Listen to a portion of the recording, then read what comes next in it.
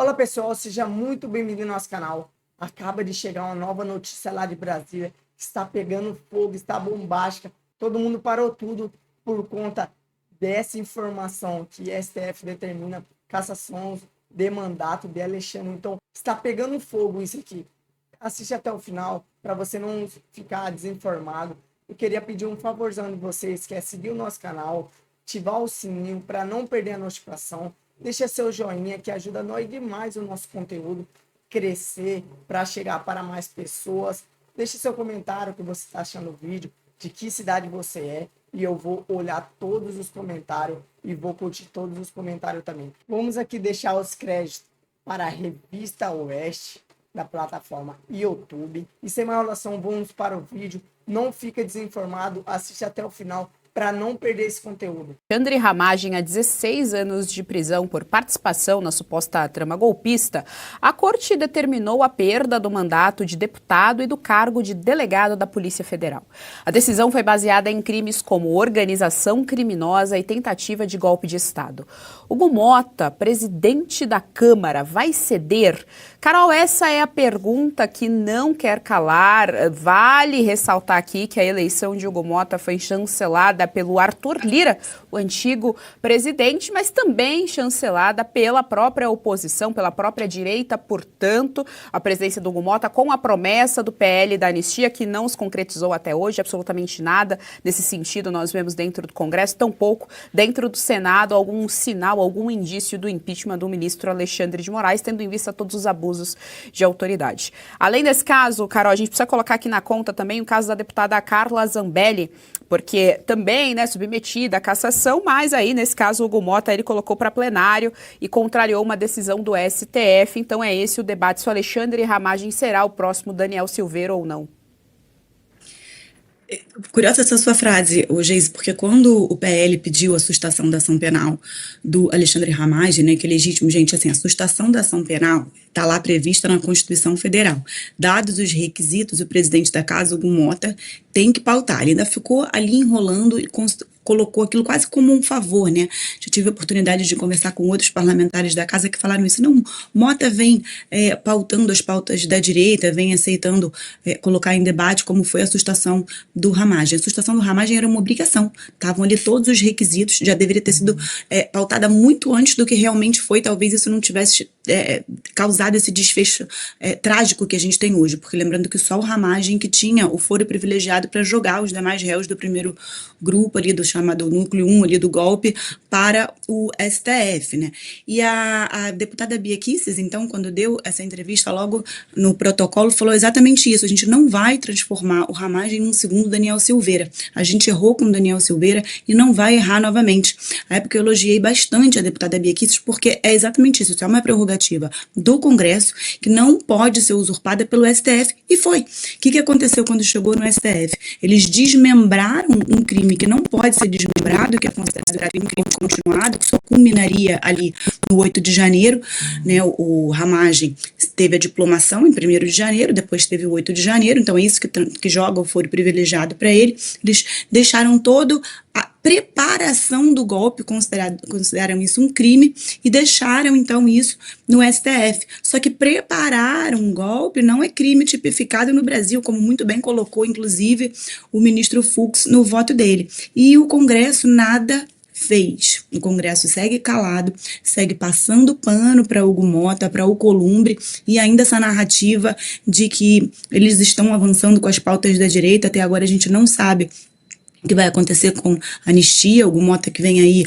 planejando uma anistia light, que não inclua Jair Bolsonaro. Isso é um absurdo. Qualquer anistia tem que ser ampla, geral e restrita. Então é a pergunta do milhão: até quando esse Congresso que a gente tem, tanto a Câmara, em questão a relação da sustação do Ramagem, quanto o Senado Federal em relação ao impeachment do ministro Alexandre de Moraes, até quando a gente vai ter um Congresso omisso que está passando pano para um outro poder, que é o STF? Onde está o nosso checks and balances que é previsto na Constituição, A atribuição de um poder de fiscalizar o outro. Isso está lá, gente. Isso não é atropelar, isso não é jogar para o Congresso essa função de atropelar uma decisão do STF. Isso é uma garantia constitucional que tem que ser respeitada. Serrão, Hugo Motta se comportando aí como freio e contrapeso da vontade popular, se comportando como freio e contrapeso da sua própria função, né, da prerrogativa de função ali de presidente da Câmara dos Deputados. Então, de novo, essa pergunta que não quer calar, vale ressaltar, Daniel Silveira segue preso, ele teve ali aquelas pequenas licenças para fazer tratamento médico, ou seja, ele saía, ia ao médico e voltava para a prisão, então ele segue preso político dentro do nosso país. Estamos hoje no dia da ressaca jurídica, essa que é o sentimento de todo mundo que trabalha com política, né, de todos os operadores do direito, essa ressaca, e ainda por cima tem essa inércia aí, tanto da Câmara dos Deputados quanto do Senado. Pois é, e as pessoas perguntam pra gente, tem salvação? Tem solução? Claro que tem. A solução para essa crise é política. Se o Congresso Nacional tomar vergonha na cara, ele tem lá instrumentos para cancelar, suspender, acabar com essa lei do Estado Democrático de Direito, principalmente os artigos 359 L e M do Código Penal, que causaram essas condenações. Se você tornar esses artigos sem efeito, acabou, não tem mais crime. É isso que tem que ser feito. Antes até da anistia.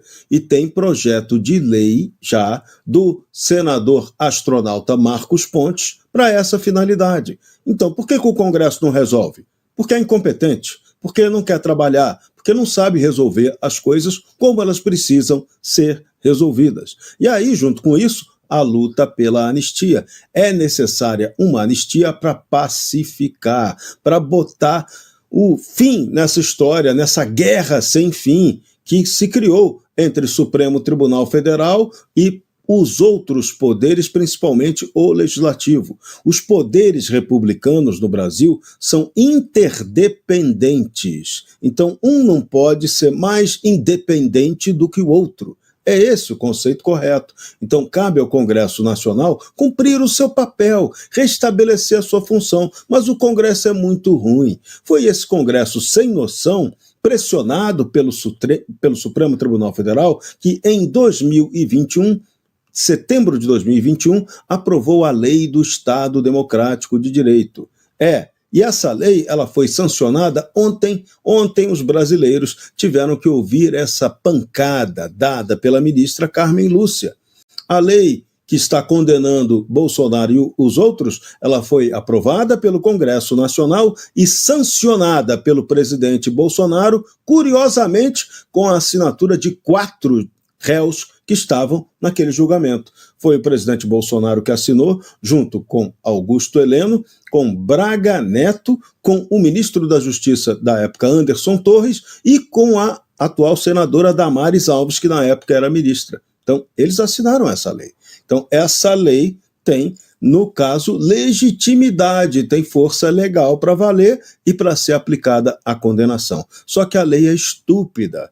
A lei fala em tentativa de. Qualquer coisa pode ser tentativa. Então acabou fundo, como diria lá o profeta analfabeto. E aí, agora não adianta chorar, porque a condenação é fato objetivo. Cabe recorrer dela, suspender essa lei do Estado Democrático de Direito e lutar pela anistia. A saída política é essa e não tem outra. O julgamento de Jair Bolsonaro e outros réus do considerado núcleo principal da suposta trama golpista foi marcado por diversas piadinhas e conversas informais entre os ministros. No plano de fundo, décadas de condenação aos acusados pareciam não pesar o clima. Quem tem um resumo desses momentos é o repórter Victor Salina. Boa tarde, Victor. Olá, boa tarde, Gisiane, boa tarde a todos que nos acompanham aqui no Jornal da Oeste, segunda edição. É isso, se encerrou ontem o julgamento bastante extenso que durou toda a semana, envolvendo ali os réus do 8 de janeiro da suposta trama golpista. A maior pena foi para o ex-presidente Jair Bolsonaro, de 27 anos e 3 meses de reclusão, a iniciar pelo regime fechado. Depois dele, o general Walter Braga Neto, que foi penalizado então em 26 anos de regime, inicialmente fechado também, mas a pena mais branda foi para o réu colaborador Mauro Cid, que recebeu uma pena de 2 anos em regime aberto. Mas essas penas duras que foram aplicadas, Gisiane, não foram as únicas coisas que chamaram atenção nesse julgamento, né? O que vem sendo criticado nas redes sociais foi o tom informal com que os juízes eles falaram durante todo esse processo, esse julgamento dos réus do 8 de janeiro. Para começar, a ministra Carmen Lúcia, ela já inicia o voto dela,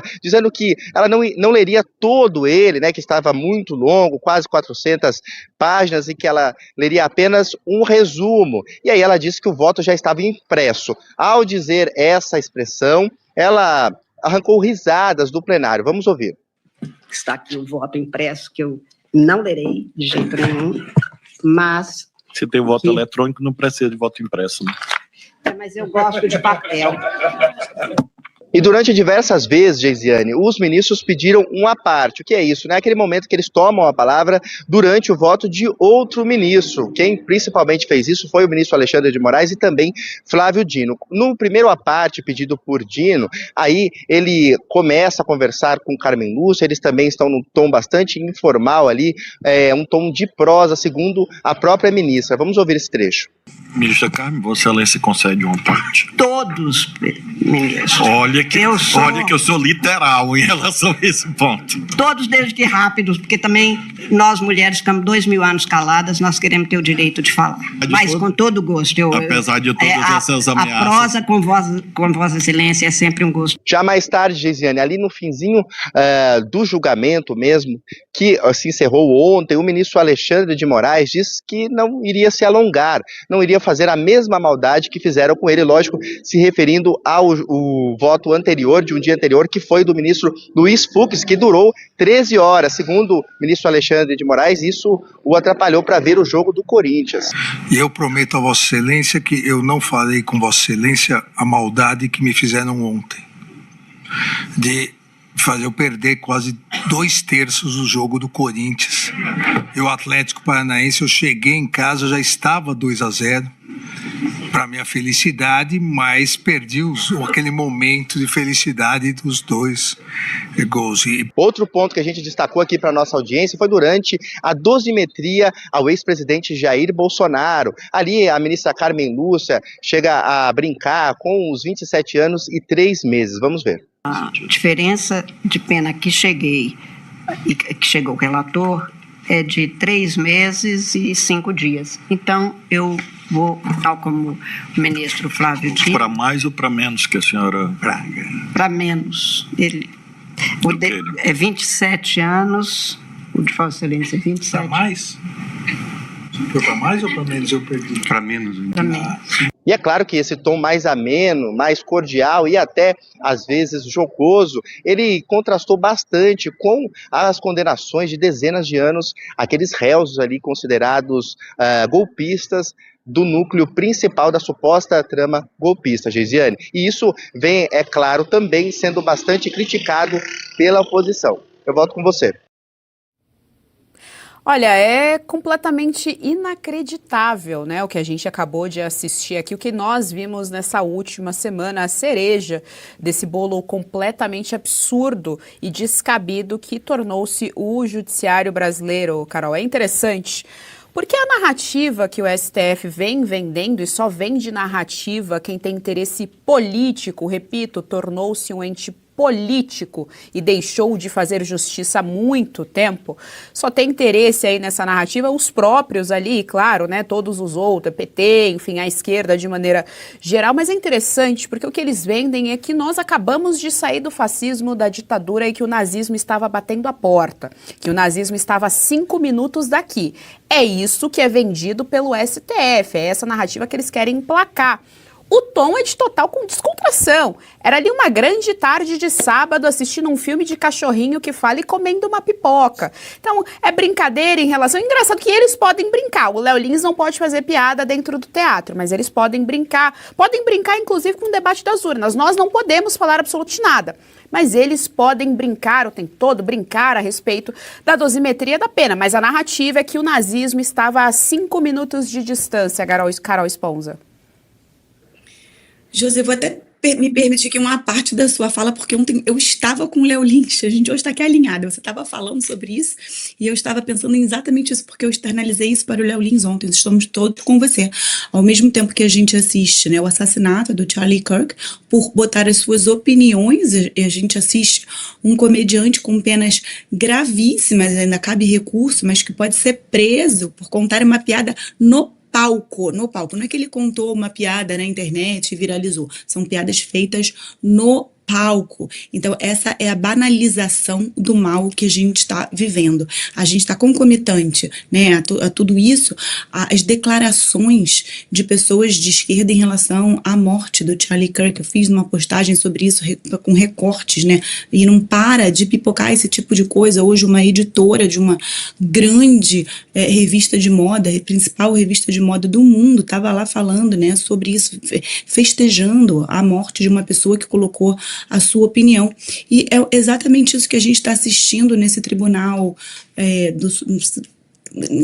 Tribunal Supremo que a gente vive, nesse teatro que a gente assiste no STF em relação a esse julgamento, esse clima de Magnitsky, né, que teve também aquela brincadeirinha, né, quem é que quer ver o Mickey e o Pateta, como se, né, tudo isso que está acontecendo nos Estados Unidos, como se Donald Trump fosse um pateta, minimizando, quem é que acha que só um cartão de crédito vai influenciar isso aqui da corte, Carmen Lúcia de novo colocando essa pauta feminista, as mulheres estão há 2000 anos caladas. É claro que a gente não está há 2000 anos calados, nunca existiu uma narrativa falaciosa que o STF, em conjunto com o consórcio de mídia, com a grande imprensa, tenta emplacar na sociedade exatamente isso, como se todos nós da direita fôssemos fascistas, extremistas, né, concomitante a essa questão do Charlie Kirk também, todos os jornais postaram: ativista de extrema direita é assassinado. Quer dizer, é exatamente uma extrema esquerda, exatamente um extremista que mata um conservador, mas a mídia vende como se o extremista fosse a vítima. Mesma coisa que está acontecendo no Supremo Tribunal Federal. Os extremistas são Ramagem, que teria feito a questão da ABIN, teria feito uma investigação paralela de autoridades 2 anos antes do suposto golpe, como se o Bolsonaro já estivesse planejando um golpe para daqui a 2 anos, como se ele já soubesse que ele não seria reeleito. E aí vem os ministros e fazem piada com isso. Então é a completa banalidade do mal que a gente está vivendo. A gente está com um problema moral, não é nem só jurídico e político. A gente, enquanto sociedade, está com um problema moral muito sério. Serrão, é interessante porque o Alexandre de Moraes se refere de maneira jocosa ao voto do ministro Luiz Fux, que de maneira emblemática teve ali, foi marcado por 13 horas, que é bastante curioso, inclusive, mas o que nós vimos no voto do Fux foi arcabouço teórico, foi apontamento de artigos constitucionais, foi a filosofia do direito, foi o próprio direito penal ali sendo aplicado. O único que levou a sério, aparentemente, é a lição de casa, já que todos os outros votos foram políticos, pareciam inclusive estadistas. O Alexandre de Moraes teve a capacidade de mencionar políticas públicas, de mencionar movimentos sociais, isso é discurso político, isso é discurso de estadista, mas é esse discurso composto por marco teórico, por arcabouço teórico, que está levando aí a fama em tom jocoso pelo ministro da Suprema Corte, Alexandre de Moraes. Pois é, e não há motivo para piada, porque a coisa é muito séria. O que Luiz Fux, na verdade, evocou foi o artigo 102 da Constituição, que define o papel, o que é o Supremo Tribunal Federal e a que cabe ao Supremo Tribunal fazer e julgar. E lá não está escrito que caberia ao Supremo julgar essa ação de Bolsonaro e dos demais militares. Lá não está escrito que caiba ao Supremo Tribunal Federal fazer julgamentos que tenham repercussão, o julgamento originariamente para a questão política. Está claro e evidente. Então, o Supremo também não poderia ter sido o tribunal que julgou o início do caso do 8 de janeiro, condenando aí a baseada 1.200 e tantas pessoas. Então, a situação é gravíssima. Então, agora caberá um recurso primeiro ao Supremo Tribunal Federal, que provavelmente não vai aceitar, e depois recursos a órgãos internacionais da área de direitos humanos. Esses sim vão dizer que o Brasil não cumpriu sua própria Constituição. E quem disse foi um ministro do Supremo Tribunal Federal em um voto, Luiz Fux, alguém que tem credibilidade, alguém que tem força e seriedade, aquele que era um dos poucos ali do Supremo que vem da carreira de magistratura. Flávio Dino também vem, deveria ter o mesmo pensamento de Luiz Fux, mas não, ele tem outro pensamento e manifestou ontem esse pensamento, mas é o pensamento do Fux que vai ser utilizado para a polêmica internacional desse caso. O julgamento, a condenação aconteceu no 11 de setembro do Brasil, mas o 11 de setembro não termina com essa história, esse julgamento daqui, muito provavelmente, ainda vai muito longe. Vamos aqui para mais uma nova notícia aqui para vocês. Eduardo Bolsonaro elogia Tarcísio depois de falar contra Morales e defesa da anistia. Deputado evita polêmica, vê discurso como sinal positivo e alega que definição sobre 2026 será de Jair Bolsonaro. O deputado federal Eduardo Bolsonaro elogiou nesta segunda-feira o discurso do governador de São Paulo, Tarcísio de Freitas, durante o ato do 7 de setembro na Avenida Paulista. Em entrevista ao Poder 360, o parlamentar afirmou que o governo foi muito feliz. Endureceu o tom contra o ministro Alexandre de Moraes do Supremo Tribunal Federal, do STF, e cobrar o Congresso a votação de sua anistia para os condenados pelos atos de 8 de janeiro. Do Tarcísio eu tenho um elogio a fazer. Eu tenho que ele, na manifestação, foi muito feliz no seu discurso. Espero que essa fala seja permanente, seguida das suas condutas por anistia. E acho que nesse momento isso é principal, afirmou Eduardo. Evita contra as polêmicas sobre uma possível candidatura do governo a presidente. Fala do deputado é um recuo em relação ao governo paulista. Em agosto, Jair Bolsonaro chegou no repreender publicamente o fio das críticas que venha fazer a Tarcísio, e quem enquadrava imaturo nesse aspecto. Segundo o ex-presidente, a escolha sobre o sucesso natural do grupo político será feita no momento adequado, caso sua inegibilidade seja mantida. Questionada sobre eventual apoio ao Tarcísio em 2026, Eduardo afirmou que o assunto da eleição não é para agora e que o próprio Jair Bolsonaro decidiu sobre o futuro da direita do Brasil.